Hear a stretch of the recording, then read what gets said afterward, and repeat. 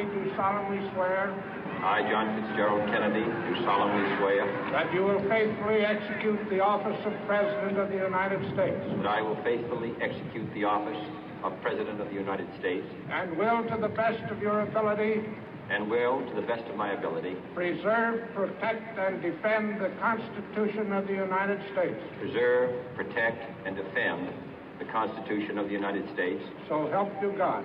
So help me God.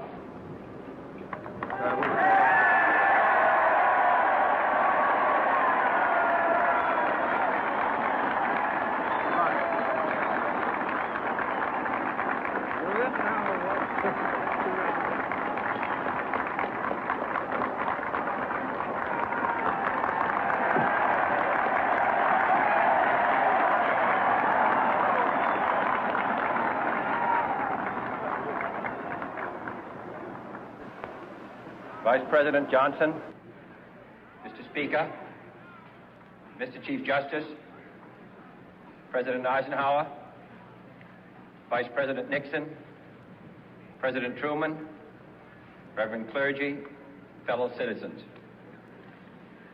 We observe today not a victory of party, but a celebration of freedom, symbolizing an end as well as a beginning, signifying renewal as well as change. For I have sworn before you and Almighty God the same solemn oath our forebears prescribed nearly a century and 3/4 ago. The world is very different now, for man holds in his mortal hands the power to abolish all forms of human poverty and all forms of human life. And yet the same revolutionary beliefs for which our forebears fought are still at issue around the globe. The belief that the rights of man come not from the generosity of the state, but from the hand of God. We dare not forget today that we are the heirs of that first revolution.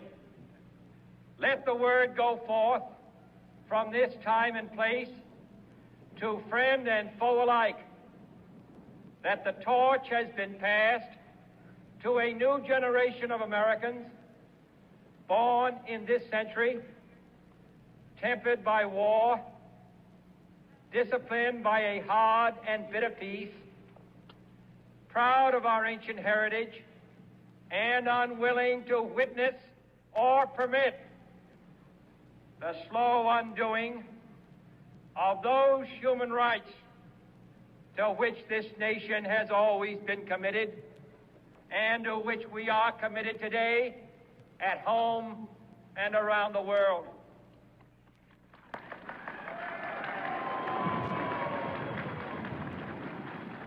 Let every nation know, whether it wishes us well or ill, that we shall pay any price, bear any burden, meet any hardship, support any friend, oppose any foe to assure the survival and the success of liberty.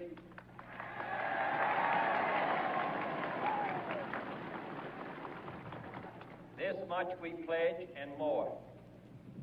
To those old allies whose cultural and spiritual origins we share, we pledge the loyalty of faithful friends. United, there is little we cannot do in a host of cooperative ventures. Divided, there is little we can do, for we dare not meet a powerful challenge at odds and split asunder. To those new states whom we welcome to the ranks of the free, we pledge our word that one form of colonial control shall not have passed away, merely to be replaced by a far more iron tyranny. We shall not always expect to find them supporting our view, but we shall always hope to find them strongly supporting their own freedom, and to remember that in the past, those who foolishly sought power by riding the back of the tiger ended up inside.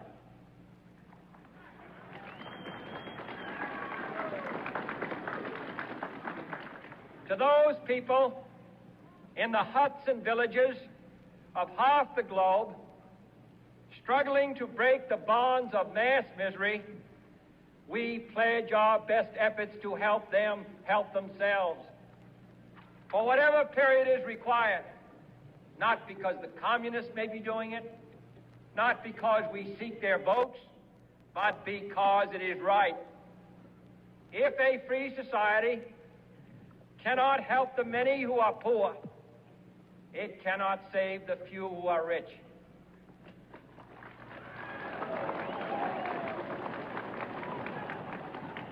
To our sister republics south of our border, we offer a special pledge to convert our good words into good deeds, in a new alliance for progress, to assist free men and free governments in casting off the chains of poverty. But this peaceful revolution of hope cannot become the prey of hostile powers. Let all our neighbors know that we shall join with them to oppose aggression or subversion anywhere in the Americas. And let every other power know that this hemisphere intends to remain the master of its own house.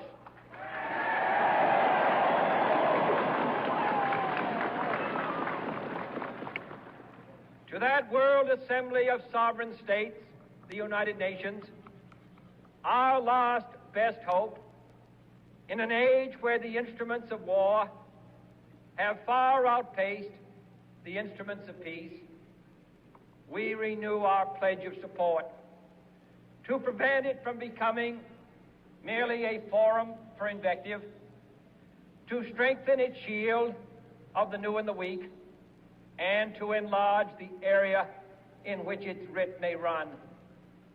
Finally, to those nations who would make themselves our adversary, we offer not a pledge, but a request that both sides begin anew the quest for peace. Before the dark powers of destruction, unleashed by science, engulf all humanity in planned or accidental self-destruction. We dare not tempt them with weakness, for only when our arms are sufficient beyond doubt can we be certain beyond doubt that they will never be employed.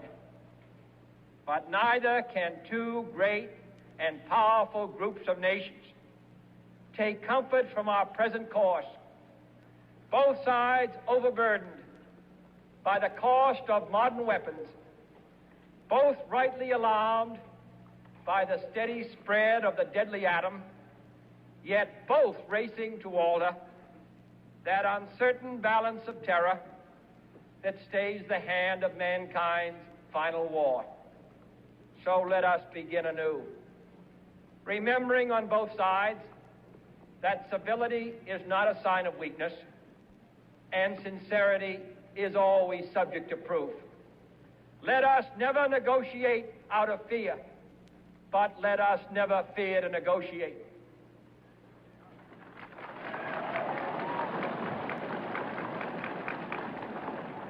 Let both sides explore what problems unite us, instead of belaboring those problems which divide us. Let both sides, for the first time, formulate serious and precise proposals for the inspection and control of arms, and bring the absolute power to destroy other nations under the absolute control of all nations.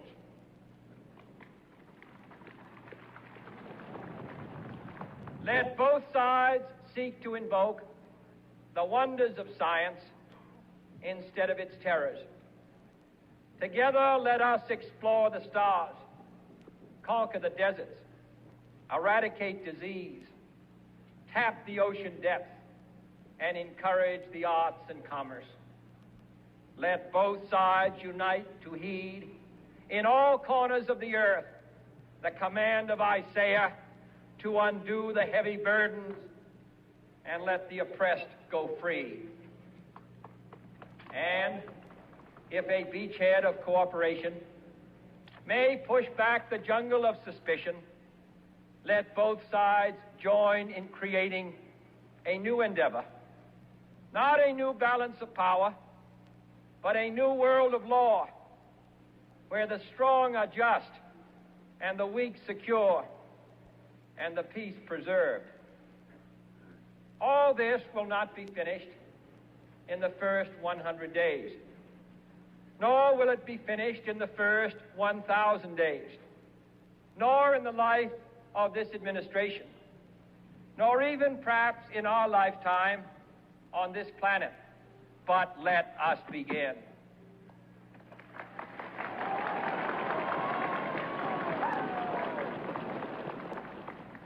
In your hands, my fellow citizens, more than mine, will rest the final success or failure of our course. Since this country was founded, each generation of Americans has been summoned to give testimony to its national loyalty. The graves of young Americans who answered the call to service surround the globe. Now the trumpet summons us again, not as a call to bear arms, though arms we need, not as a call to battle, though in battle we are, but a call to bear the burden of a long twilight struggle, year in and year out, rejoicing in hope, patient in tribulation, a struggle against the common enemies of man, tyranny, poverty, disease, and war itself. Can we forge against these enemies a grand and global alliance, north and south, east and west, that can assure a more fruitful life for all mankind? Will you join in that historic effort?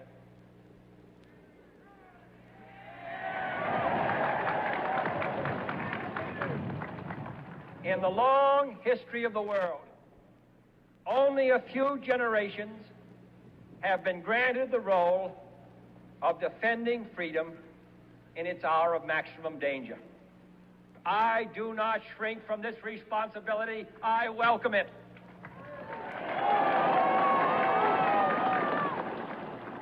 I do not believe that any of us would exchange places with any other people or any other generation. The energy, the faith, the devotion which we bring to this endeavor will light our country and all who serve it. And the glow from that fire can truly light the world. And so, my fellow Americans, ask not what your country can do for you. Ask what you can do for your country.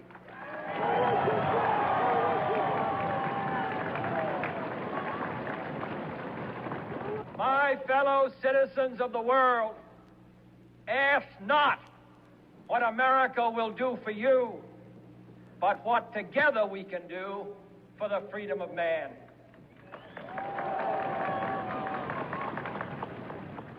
Finally, whether you are citizens of America or citizens of the world, ask of us here the same high standards of strength and sacrifice which we ask of you.